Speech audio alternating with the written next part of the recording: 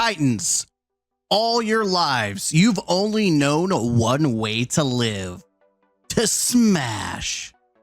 But Mr. Gaming Counselor is here to be your sensei. That's right. Instead of smashing walls, I'm here to train you in the art of being the wall. That's right. An unkillable, god-slaying wall. It's time to learn about the true power and potential of Flashcounter. I know it's been making its rounds around the community, finally. I've spent since the launch of Heresy researching everything there is to know about Flashcounter and everything that works with it.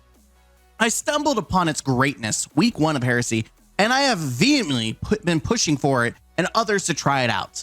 Now you've got other creators such as Esoteric, Astacross, and Rick Caucus making videos on it, which I love. Don't worry, I'll do justice and show you the better builds that will make this underrated playstyle very competitive with the Smashy Boy 5000 builds. Trust me. First off, let's start with the basics. That's right, we got to go to the boot camp to get the basics. For everyone to understand what is going on under the hood, at the launch of Episode Heresy and patch update 8.2.0, Bungie updated Flashcounter to work as taking damage after guarding emits a disorienting blast. The perk no longer relies on timed input or melee to activate the perk. It deals damage in a large cone in front of you, disorienting combats. This update was a massive update to this perk, allowing it to be useful as a standalone perk with other classes, but also it specifically synergizes perfectly with Strongholds. Now, Strongholds are the Titan exotic gauntlets that were custom made to fit swords.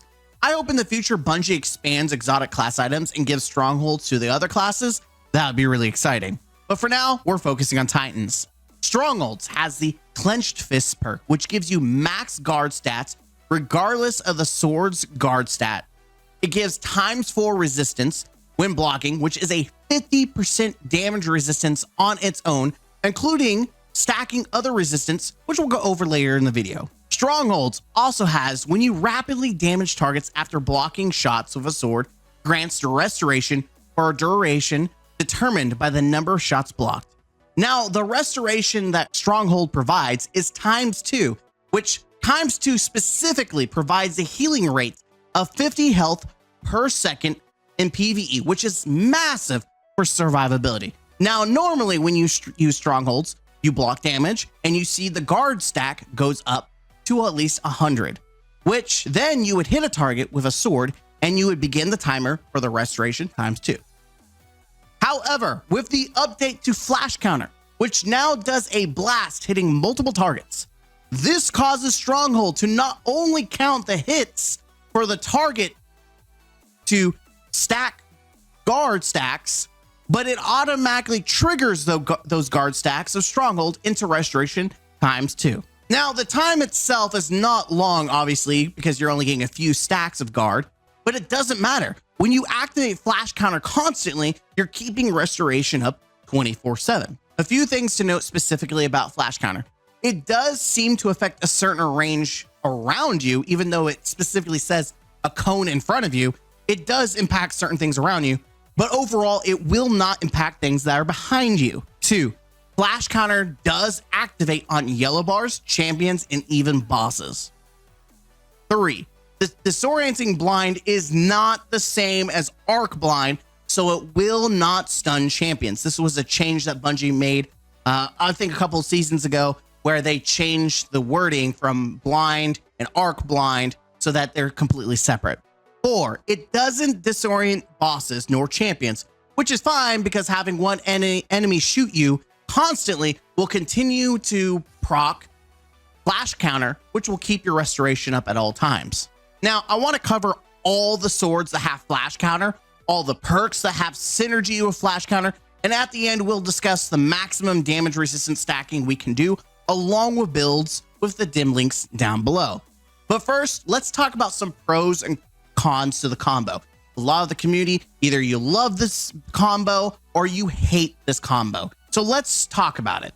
Cons. The combo is weak against AoE attacks, such as Taken Blights, Taken Wave Blasts, such as from those captains, fire on the ground, such as the Taken Knights that spew out fire or the new Ogres that spew out fire.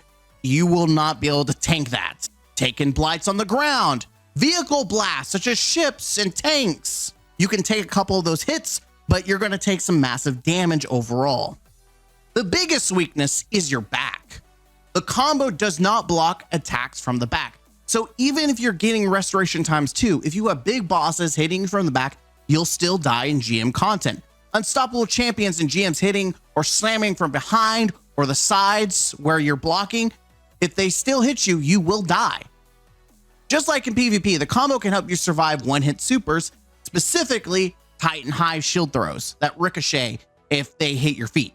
Yeah, it took a lot of testing, and there's a lot of inconsistency when it comes to blocking the Titan Hive super.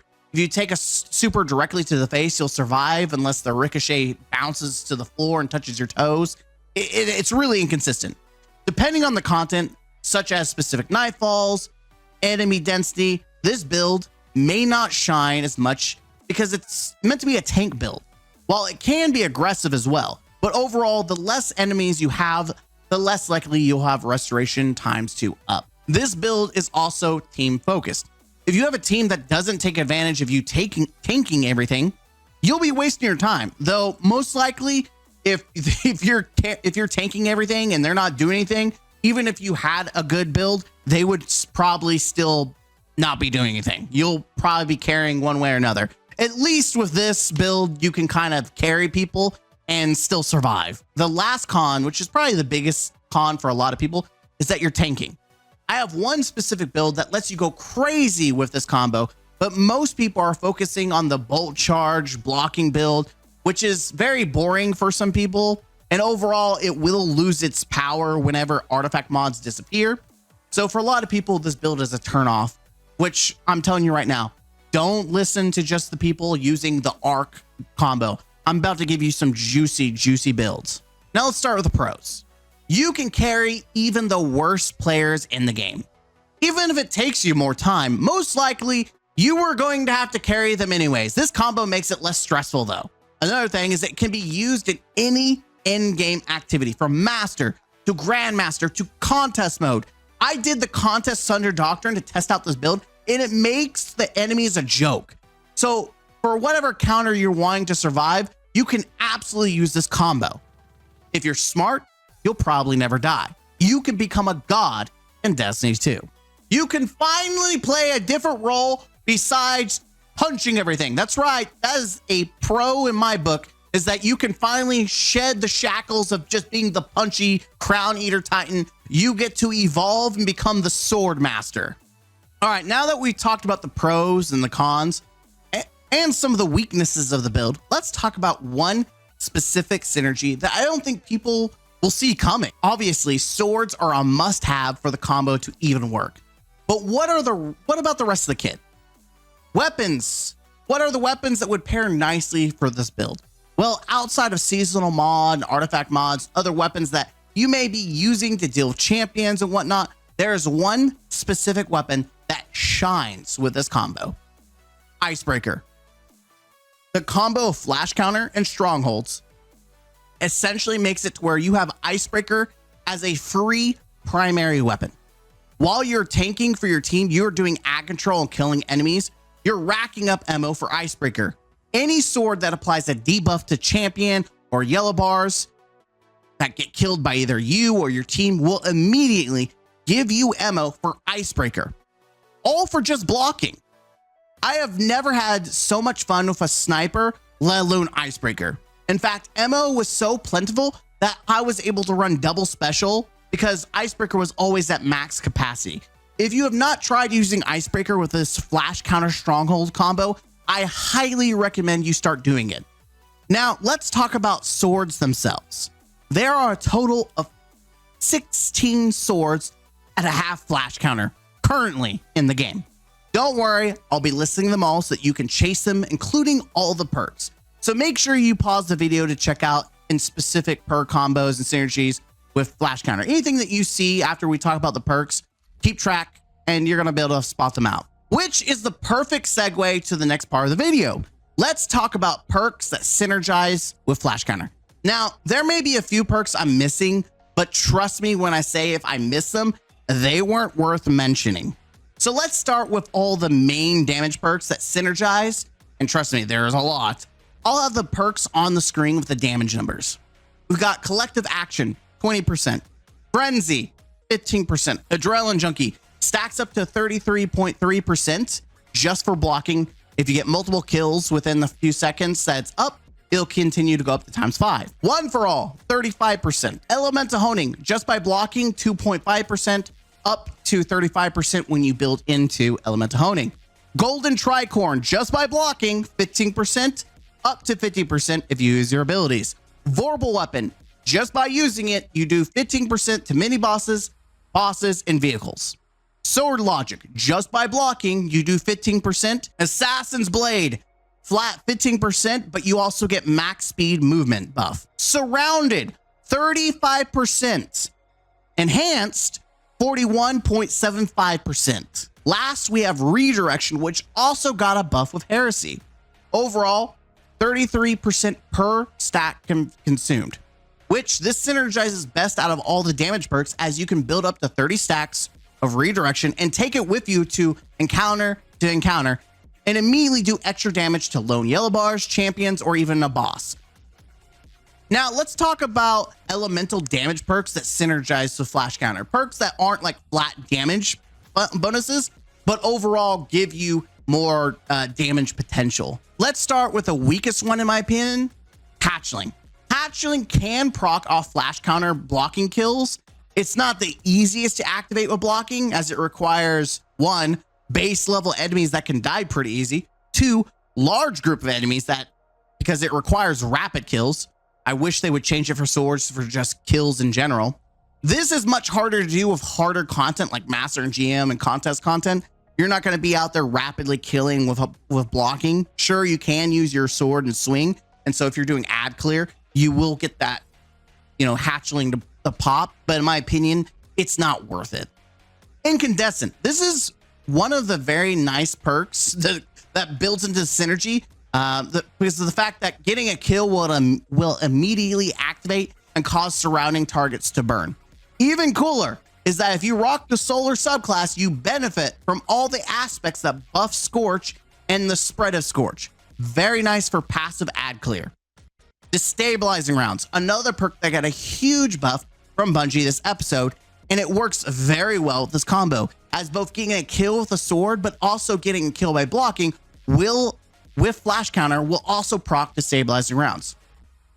Though my personal suggestion after using this perk combination, use this perk where there is a heavy density of enemies. Destabilizing Rounds will just make enemies explode constantly. Chain Reaction may not be an actual elemental perk like Incandescent or Destabilizing Rounds, but it does cause an elemental explosion that could be used for whatever build synergy you're looking for. It's simply a nice passive perk that gives you extra ad clearing potential when killing a target. Now, the remaining perks that synergize with Flashcounter aren't in any specific order of like best to worst. Essentially, you would want to choose the perk that you find is best for your build based on the content that you are doing. Repulsor Brace. Run the Void subclass. Get Volatile Rounds activated, have Repulsor Brace activated. I will say this perk is a lot more situational than any other perk because it requires you have another means of getting Void debuffs to activate it. Since you will need Flashcounter for this combo, you can't have Destabilizing Rounds and Repulsor Brace in the same sword. It just can't happen. Thresh. Thresh passively gets kills by blocking. You get 1% towards your super. Doesn't scream OP, but it does help build your super for doing nothing but blocking. Unrelenting, another situational perk as it requires multiple kills to activate rapidly.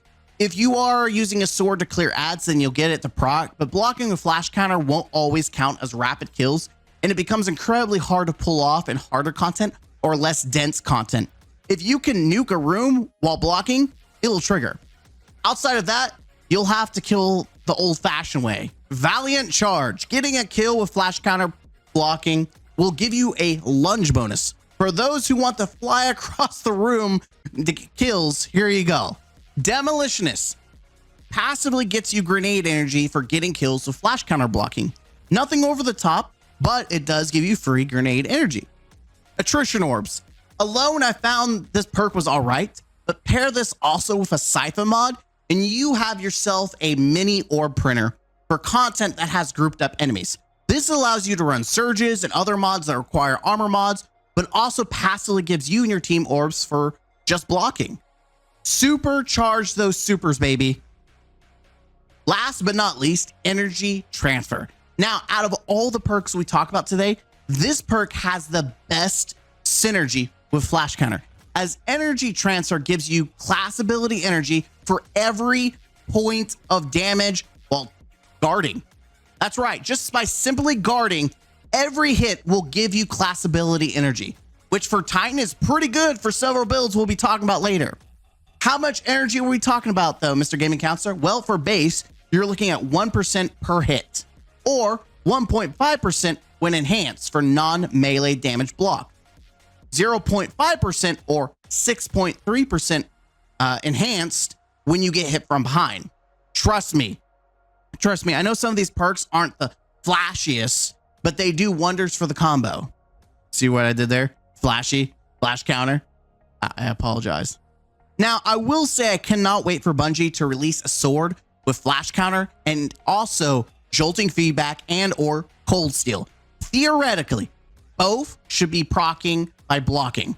Though unlike chill clip, cold steel specifically mentioned powered hits, which should include flash counter, since chain reaction when combined with cold steel on a weapon like the slammer can proc slow on surrounding enemies with the blast radius. If that's the case, not only will you disorient enemies with flash counter, you will also slow and possibly freeze targets, which in my opinion will make Stasis much better as a subclass for this combo. That with jolting and slow/freezing, you'll be able to deal with champions by simply blocking. That's if Bungie doesn't nerf flash counter by then. Now we've explored all the perks that synergize with flash counter.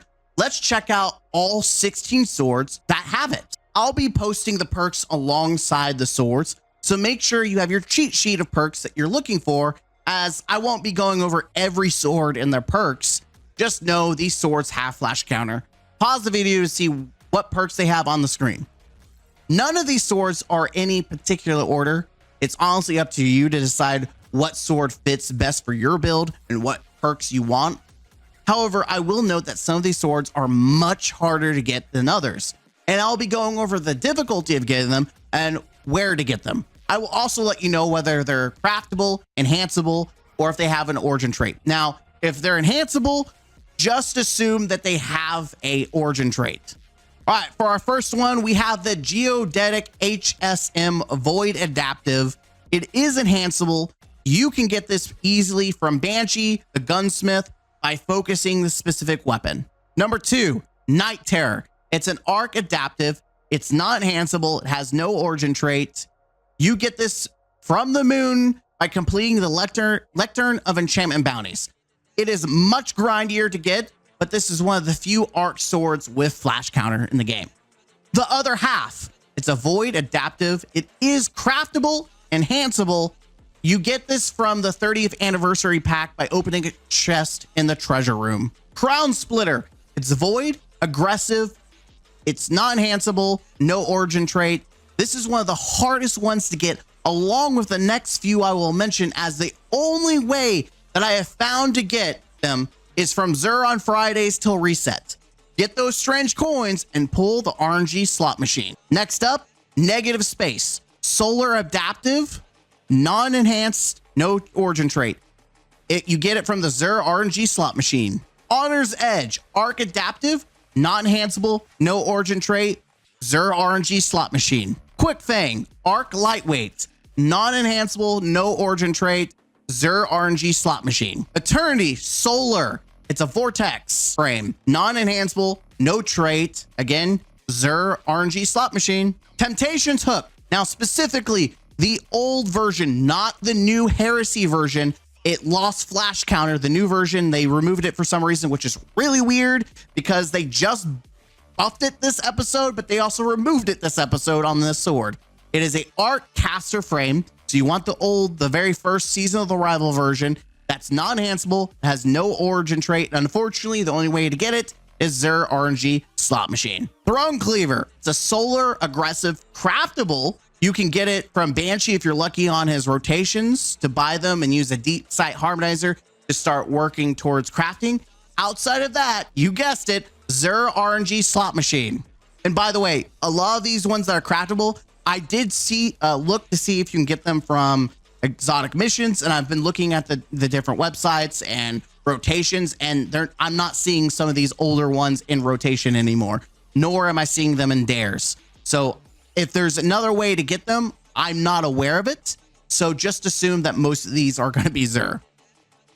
The Thin Precipice Strand Vortex. It is craftable. Banshee, if you're lucky on his rotations to buy them, use Deep Sight Harmonizer, like I said, start working towards the crafting.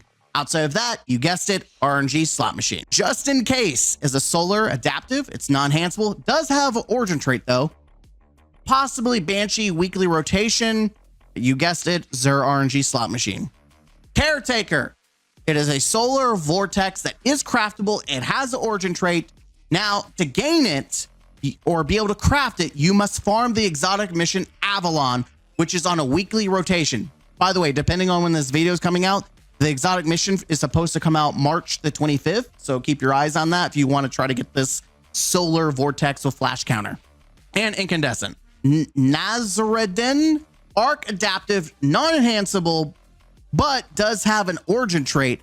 You can get it from Banshee on his daily focusable weapons. It says on the website that it's not focusable, but most of the weapons that I found that you can pull from Banshee are enhanceable. So take that with a grain of salt. I say this because I don't have this yet. Double Edge Answer, the second easiest sword to get right now. It's a void adaptive frame. It is enhanceable. It has an origin trait. You get it from Savala using Vanguard weapon focusing. It costs 3 engrams per focus. And if you reset your Vanguard rank up to 2 times, you get double perks possible for both the 3rd and 4th column. And if you do 4 resets, it goes up to 3 possible perks in both the 3rd and the 4th column. Lastly, the newest sword that's probably the easiest to get now with flash counter and whatever perk you're wanting, Abyssal's Edge from Episode Heresy. It's a strand vortex. It's enhanceable. It can also be adept. It has an origin trait. It has 2 actually.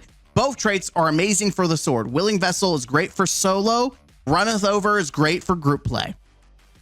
Now that you've built your shopping lists of swords and perks with synergy with Flashpoint, let me tell you, this was a bitch and a half to try to figure out all these different swords. I collected swords for all these testing and all these perk combinations as much as I could. It was like collecting the Infinity Stones. I'm pretty much Thanos of the sword world.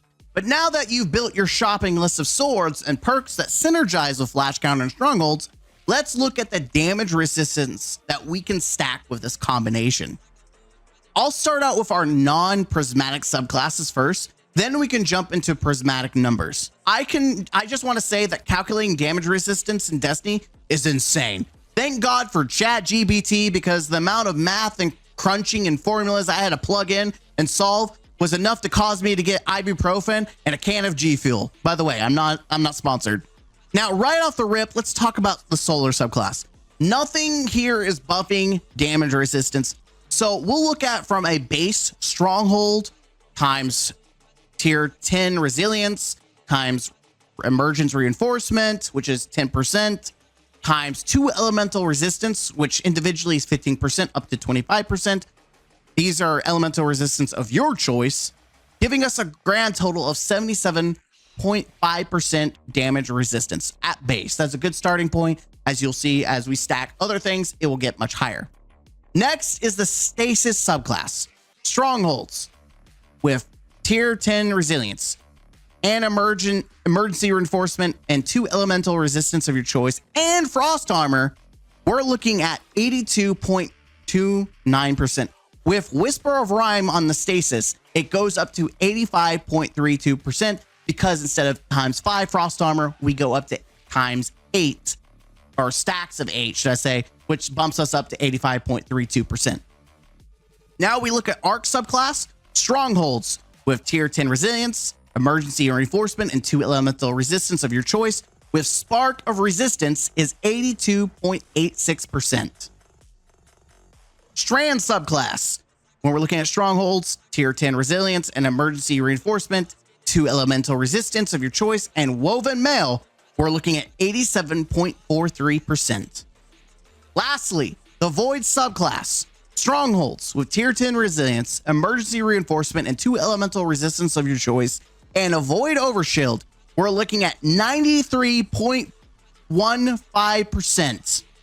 I will note that even though Void overshield has the highest damage resistance, it also doesn't last nearly as long, because when you take damage, it removes the overshield. And once it's gone, you lose the DR, unless you can keep the overshield up constantly. Now, we jump into the Prismatic version, which I will say right now is the best overall damage resistance, as it's very easy to keep these numbers up and high. All right, on Prismatic, Stronghold with tier 10 resilience, emergency reinforcement, 2 elemental resistance of your choice, facet of protection, and frost armor, we're looking at 84.95%. Now, when you're transcendent, you're looking at 87.96%. Remember, facet of protection gets a boost to DR when you're in transcendence. Prismatic Strongholds with tier 10 resilience, emergency reinforcement, and 2 elemental resistance of your choice, facet of protection, and woven mail equals 89.32%. When you're transcendent, you're looking at 91.44%. Prismatic Strongholds with tier 10 resilience, emergency reinforcement, and 2 elemental resistance of your choice, facet of protection, and a void overshield, you're looking at 94.17. With transcendence, you're looking at 95.34% damage resistance. Again, overshield has the highest at 95%. However, the DR drops once the shield is gone. Considering glaives are 97 DR, it requires you to have energy to do so. These builds pretty much keep most of the damage resistance by simply using abilities or blocking, allowing you to tank pretty much everything in Destiny. You literally are a god.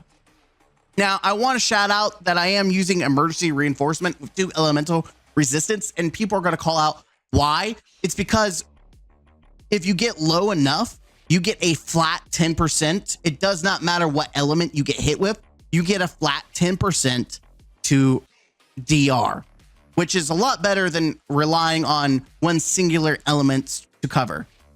Now that we've crunched the numbers for Titan tanking, let's look at the builds to send you off in. I wouldn't be much of a sensei if I didn't do that much for you. By the way, each build will have a link down below. Now, before we really jump into these builds, several things to remember. These builds do not have artifact mods included. There are builds that will transcend beyond episode heresy. So choose the artifact mods that best fit each build. Also, for every build, the focus stat-wise should just be resilience. Obviously, for that DR. And either strength or discipline, depending on what you want. Honestly, you could build an intellect for maximum super building, though even then, it's not necessary, as in in-game content like GMs, you'll get your super pretty fast with Flashcounter blocking. The only stat that matters is resilience. Feel comfortable flexing armor mods as well around what you want. It's up to you. I would suggest elemental resistant mods and emergency reinforcement, since that's a flat 10% regardless of the element that hits you when you're critical. So the links will have the armor mods I use, but overall, I'll be focusing on the subclass kits themselves. So you choose what is best in slot for you. Now, to start off, let's look at the build that has almost zero synergy, Stasis. It's the weakest in synergy meter, but if Bungie gives us a flash counter cold steel sword, you'll be slowing and freezing targets, which will absolutely synergize with Stasis, allowing for better build crafting. On Stasis, the grenade will be cold snap, just for quick freezing. Again, we're doing crowd control. The aspect, Diamond Lance, allowing more freezing and dealing with champions. Tectonic Harvest grants frost armor, which again, we're stacking into damage resistance. Our fragments, Whisper of Shards, boosting that grenade charge. Whisper of Conduction, picking up the shards for damage resistance. Whisper of Chains, chaining kills to keep Frost Armor up. Whisper of Fissures. If Cold Steel works with Flashcounter in the future, if we even get a Flash Chill combo, that will cause frozen targets to do more damage to groups around them. Rhyme, Frost Armor duration and increased stack count of Frost Armor up to 8 instead of 5, which again will give you the higher percent of DR. Let's be honest, use whatever sword you want with Stasis. We really, really want to get a Cold Steel sword with Flashcounter in the future. But huge shout out to the fact that Icebreaker synergizes those Stasis so well. If we can get a juicy Cold Steel Flashcounter sword, Stasis is about to pop off. Now we look at Solar, which you'd think would be the weakest because Solar has been hit with several nerfs, but it actually synergizes really well with the Flashcounter blocking combo. I would always pair a Flashcounter incandescent sword of Solar, and you're going to find out very soon. The super I would use is your preference. I personally like using Burning Maul since it's faster to use and burn. The melee I would use is Hammer, as it can give cure in a pinch, but I often don't use the melee. The grenade, I would use healing nades. If things get too dicey, you've got backup healing. The aspects include Roaring Flames. Incandescent activations with flash counter blocking will proc Roaring Flames. The other aspects, Soul Invictus.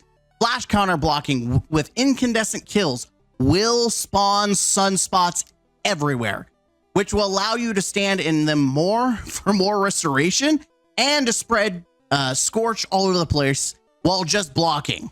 Our fragments include Ember of Empyrean. Flash counter blocking kills will extend the restoration ×2 to like 16-17 seconds. Increases your spreadability of ignitions with all the scorch you're making. Ember of Blistering, more healing nade time for all the solar burning you do. Ember of Singeing, everything will be scorching between incandescent flash counter kills and the sunspots you'll be making to get your barrier faster. Barriers really are just there for your teammates as you won't be really using them. Overall, the solar synergy is pretty strong, especially restoration being extended for strongholds, and the sunspots you make are very strong. Now we move on to the Void subclass. There's some synergies with volatile explosions and overshield stacking for DR. For our super, this is more your choice. If you want to provide DPS, Twilight Arsenal is the shout, but you can use Bubble to not only drop on your enemies, but also to buff you and your flash counter blocking damage, or outright do damage DPS on the target. The melee we're using is Shield Throw, gives us a quick overshield gain. Our grenade, I prefer suppressor nades or overloads and content that doesn't have any.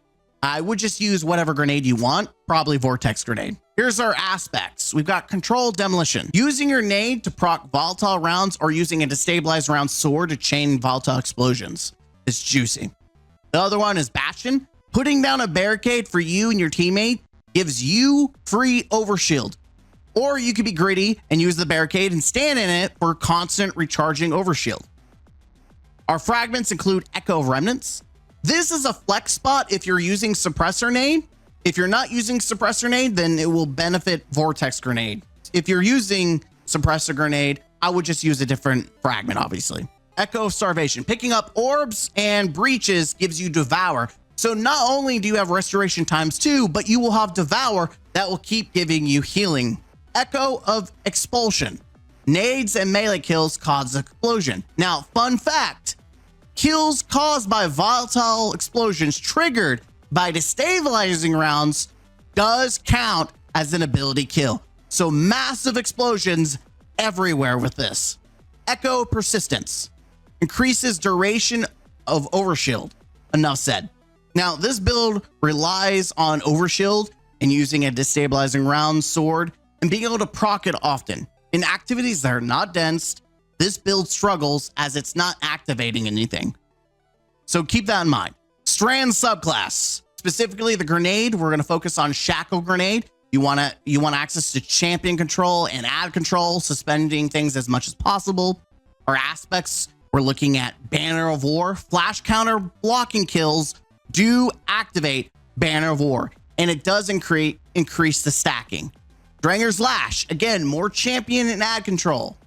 Flash counter blinds the targets, then drop a barricade to suspend them, and then the champions, and then disorient for a clean sword sweep. Looking at our fragments, we have Thread of Mind. Killing suspended targets give you class ability energy to keep spamming those barricades. Thread of Continuity increases suspension duration. Thread of Generation, get free grenade energy just for blocking. Thread of Warding, get that woven mail, get the highest damage resistance you can get. Unfortunately, there is no reason to use Thread of Propagation as swords do not proc it. It's not considered melee. I would recommend using a sword of flash counter energy transfer to get your barricade up as much as possible for suspending, or sword with demolitionist for your shackle grenade though. Energy transfer is easy and free with no kills needed. All right, looking at arc subclass. Now this is one that everyone, the brother, knows about. You know, everyone is talking about bolt charge and it's nasty with the artifact mods. And then it synergizes with unraveling rounds and the void artifacts, which also proc bolt charge with the artifact. But even when the artifact goes away, bolt charge can still be used with flash counter blocking. So the super obviously is Thunder Crash. The melee, I would do Thunder Cap. It can be a quick and easy melee, or it can be really strong if you charge up. The grenade of choice, I would use Flashbang. This blinds all targets, including unstoppable champions, which does stun them. Our aspects, we've got Knockout. Flash counter will proc knockouts. However, you still need to use a melee to get the healing and amplified to activate. Obviously, Storm's Keep, the aspect everyone's talking about. The new hotness that allows flash counter to proc bolt charge strikes. Our fragments include Spark of Resistance. It's a free 25% damage resistance. Yes, please. Spark of Ions, get free Ionic Traces for flash counter bolt kills. Spark of Beacons, getting a sword kill while amplified will cause a blinding explosion. Spark of Discharge, getting those Ionic Traces will give you more bolt charge. Also, if you're running an arc sword, you'll create extra Ionic Traces. Right now, the build is very strong because of the artifact mods. I believe the strength will dramatically drop afterward, but overall, it'll still be a fun build that will allow you to tank most content in the game without a thought. Last but not least is the strongest iteration of this combo. The Prismatic subclass is not only the tankiest version, but also the most aggressive version that you can absolutely go balls to the walls with. This build makes GMs a joke. While not just sitting and doing nothing, you are actively being aggressive with this build. Since Prismatic has multiple super options, I'll save that towards the end after reviewing the rest of the build. For now, we're going to start with the class ability, which you should absolutely choose Thruster, as it is one of the best synergies for this aggressive crowd control playstyle. Hold a minute, you'll see why. We're looking at our melee. Honestly, I use Shield Throw as a quick overshield gain. Overshield is a 70% damage resistance. Yes, Overshield plus Woven Mail, while in Transcendence, along with all the other damage modifiers we talked about earlier, you can achieve the highest damage resistance of 97.44%. But obviously that will be short-lived as soon as the shield goes away, but it's still pretty cool. You can achieve the highest possible damage resistance with this kit.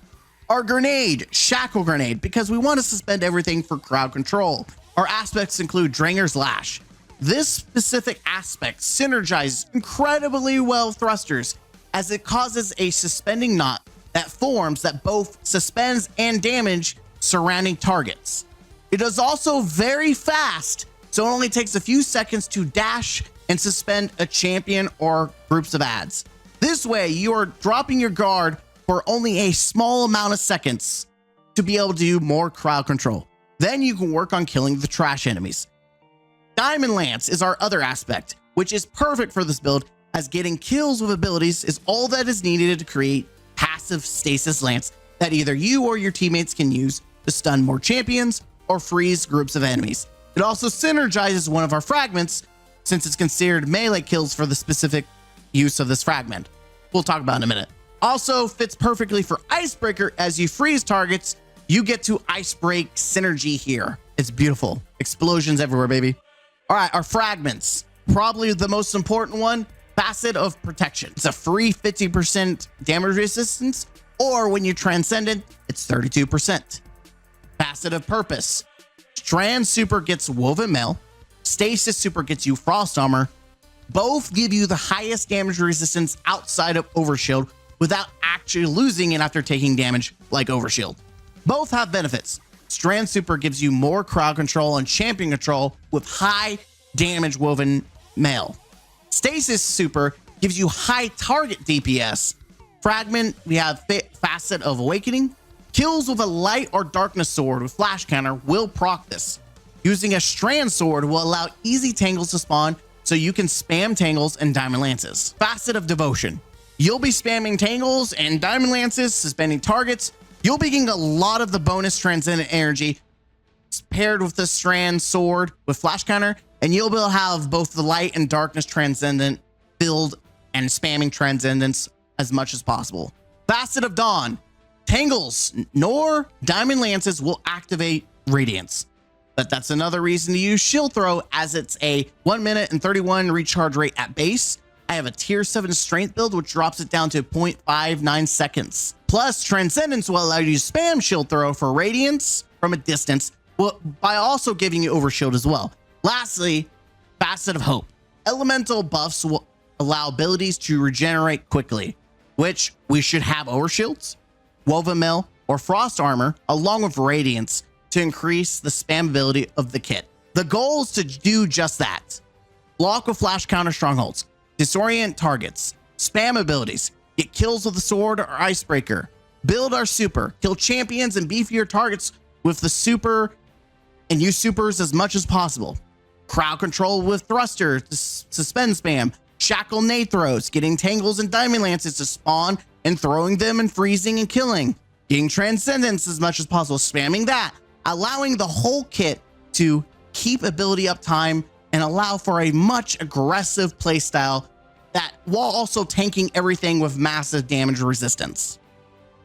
By the way, you can pretty much use any sword for Prismatic. I personally like using Eternity with energy transfer, as it allows me to get my thruster class ability back much faster to spam suspension as much as possible. Truly a god tier build that will take any content in the game and slap it on the app, including contest mode. I cannot wait to take this baby into the rights of the 9. And there you have it, my students. Your sensei has taught you in the art of being the ultimate wall. Now you have the knowledge to master the tank building style. You can be a sword master. Now, I encourage you to chase those rare swords, collect them like all those rare Pokemon cards you did when you were a kid.